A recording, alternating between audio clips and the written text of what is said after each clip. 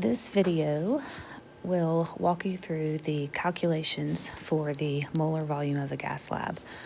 If you were absent, then you will need to watch the video of the lab being performed and then record your data in the data table. That's where this data came from, but it's important that you know kind of what the process was, because that will make the questions that you're going to answer at the end kind of make more sense. And then if you were at school and you completed the lab, but maybe you just have questions or need help working through some of the calculations, you can still follow along on this video, but you will need to use your own data that your group collected, not this data, okay? But you can kind of just follow along and just plug in your data for the calculations. So I'm just going to walk through the steps of the calculations. Some of them I've kind of already done, but I'll explain how I did those. So number one, record the room temperature and barometric pressure. So I did that. I just got, again, the data. This data is from the video. You would record it if you were present in the lab. Number two, ask us to use Dalton's law of partial pressure to determine the pressure of hydrogen gas in the tube. So remember, we started out with two substances in the tube. We had water and we had hydrogen gas. So we have to recognize that there could be some gaseous water or water vapor in the tube along with the hydrogen gas. So we can't just ignore that there's gaseous water there or water vapor, because that could affect our calculation. So when you put your uniometer in the water and you kind of made that line of the water equal to the line of the water in the beaker or the graduated cylinder, what you were doing, you were saying that the barometric pressure, okay, so the we'll put barometric, B for barometric, is equal to the pressure of the water and the pressure of the hydrogen gas inside the tube. Okay, so what I need to find, though, because I'm specifically trying to calculate my moles of hydrogen, I want to make sure I'm not calculating the pressure of water with all of that. So I'm just going to use the data that I found for these and then solve for the pressure of hydrogen, right? Because partial pressures takes into the account that there's lots of gases in a mixture and they each are going to have their own pressure individually, and that's how you get the total pressure. So I'm just going to plug my values in. One thing to note is we want our gas units to be in ATM for our ideal gas law, and so I had to convert some of these units into ATM or atmospheres. I got these conversions from the reference sheet, so if you want to check back to that, but I can show you how I did the conversion. So for barometric pressure, that's just the pressure in a room. And this was not actually in the video. I just took this from our classroom, and it's 98.7 kPa, okay, or kilopascals. I need to convert that to ATM. So on your reference sheet, it tells you that 1 ATM is equal to 1.01 times 0.3 kPa. So I'm just going to set that up and divide, and I end up with 0.974 ATM. So 0.974 is my barometric pressure. Then for water vapor, I had to do the same thing. The video did tell you the temperature of the water, and in class we discussed how at different temperatures water vapor is going to have a different pressure, and so we have a chart or a reference chart that tells us the pressure. So that's where I got this 18.7, and then again I have to convert millimeters mercury into ATM. So I got that 760 millimeters mercury is equal to 1 ATM from our reference sheet. So water's partial pressure, okay, and then I can solve for the pressure of hydrogen by just subtracting those values. So 0.974 minus 0.024, 0.95, and this is ATM. So I'm just going to add that into my chart up here. Okay. Number three, asked me to write a balanced equation. Okay, so we haven't quite talked about balanced equations yet, but if you think about it, it makes sense, right? If I have two ingredients, then I'm starting with them with my reaction.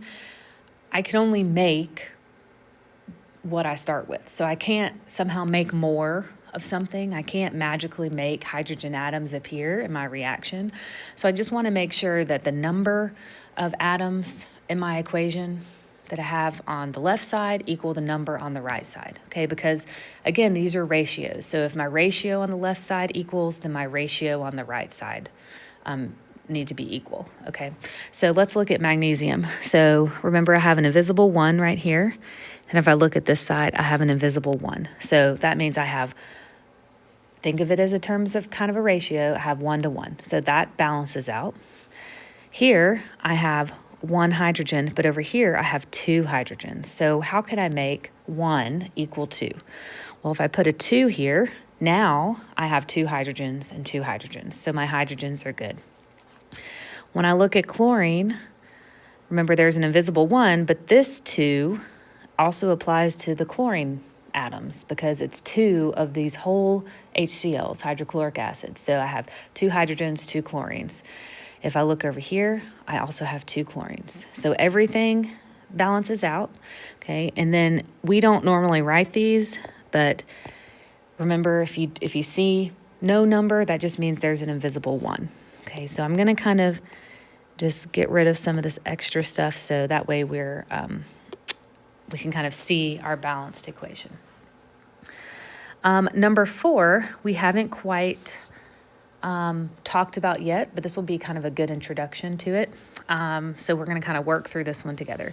It says, calculate how many moles of hydrogen would be made from the mass of magnesium. Okay, so this goes along to that same concept that if whatever I have of magnesium, okay, in my HCl, I can't magically make more. Okay, I only can make what I have to start with, right? You can't take 1 box of cake mix and then make 3 cakes the same size, right? Because you only started with 1 mix. You can make 1 cake. So that's kind of how reactions work as well. So I'm going to start with what I'm given, okay? And what I'm given is the mass of magnesium, right? Because that comes from my data table. So 0.0342. 0.0342 grams of magnesium, okay? And then it's asking me moles of hydrogen. So I know I need to go from grams to moles. We know how to do that, right? Because of molar mass. So I'm gonna look for my molar mass of magnesium is 24.31. So I just got that from the periodic table. That is equal to 1 mole of magnesium. Okay, well, I'm not looking for moles of magnesium. I'm looking for moles of hydrogen. Okay, so I have to somehow convert magnesium to hydrogen. And we're going to do it with the same kind of concept we've been doing. If 1 mole equals the molar mass, right? I'm just using equivalence factors. I'm comparing this is equal to this. If I look at my chemical equation, right? This little arrow, this means yields. We can think of that like an equal sign. So if I'm looking, let me change my color here so you can kind of see what I'm talking about. If I'm looking at magnesium, right, I have 1 magnesium, okay? Remember, we said these numbers in front of our compounds. These are coefficients. These are like ratios. So I have 1 magnesium for every 1 hydrogen. Okay, so down here, I'm going to put 1 mole magnesium for 1 mole of hydrogen. Okay, so I'm just, again, comparing ratios, converting from one thing to another. What equals what?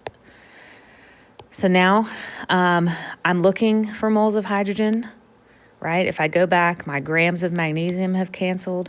My moles of magnesium have canceled, and now I'm left with moles of hydrogen. So now I can just plug in my calculator. So 0.034 divided by 24.31. It's going to be a small number, and that is okay. 0, 1.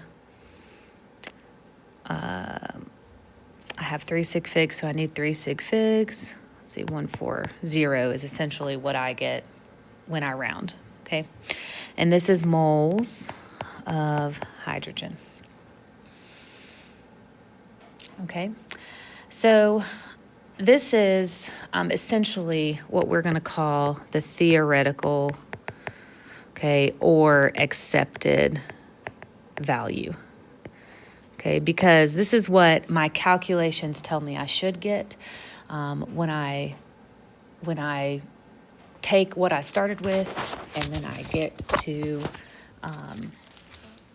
I use the math that we've talked about to determine what I should make. This is what I get. So, oh, sorry, didn't mean to flip it over. That is my theoretical value, and that's going to come into play when we talk about percent error here in a few minutes. Okay.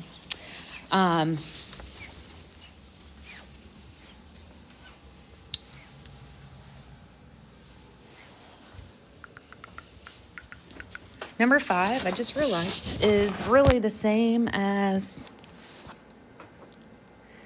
number 2.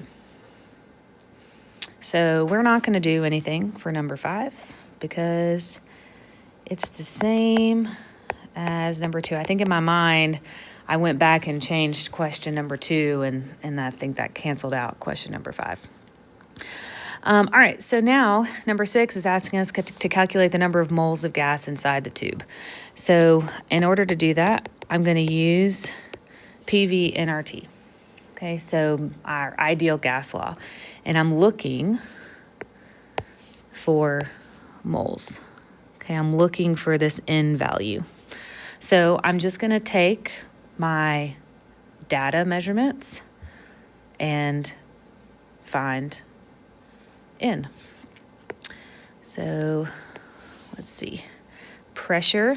Remember, I want to look at pressure of hydrogen because I'm looking for hydrogen. So 0.95. I need the volume of the gas, which was 36.5 milliliters.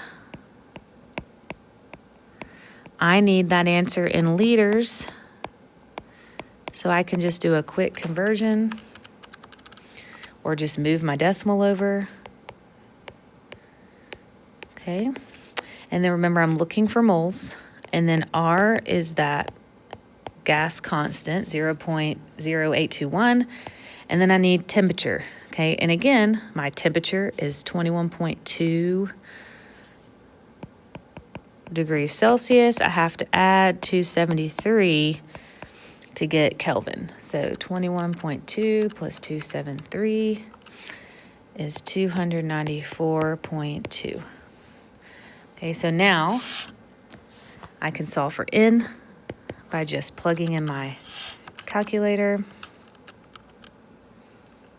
So I'm going to multiply 0.95 times 0.0365, and I'm going to divide by 0.0821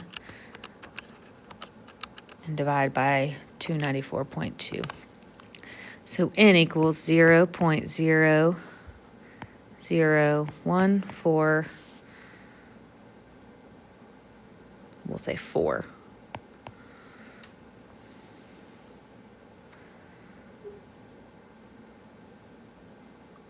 And then technically, if I'm looking at my sig figs, I don't need that 4. So moles of hydrogen. Okay, and so this is my experimental or calculated value. Okay.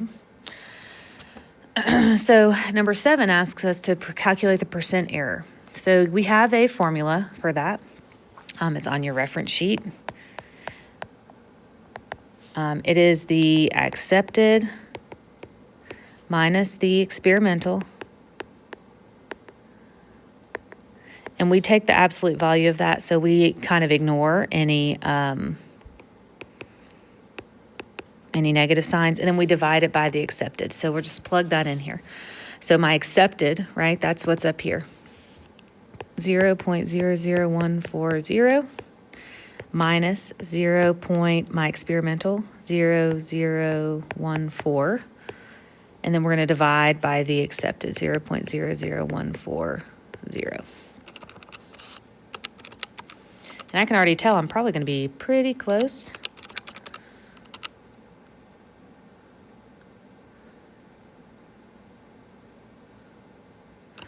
And if you subtract, you get 0. So this video lab, had 0% error, okay, which is great. So you may have a little bit more, and that is okay. You know, it just has to do with experience in reading and collecting some of this data. So if your percent error isn't exactly 0, that's fine. Hopefully it's a low number. Okay, that's what's important. And then just getting the experience in doing these calculations. So you have some questions here. And this is just kind of thinking back. There's some error analysis. You know, what if we did this instead of this? Those types of questions. There's not any more major calculations. These number 3 and 4 are almost identical, essentially, to the ones that we just did together. They're just using different numbers. Okay, and so I think both of these are just using that ideal gas law. Okay, and just plugging in different numbers for that. Okay, so you're going to complete these questions, and then you'll submit it to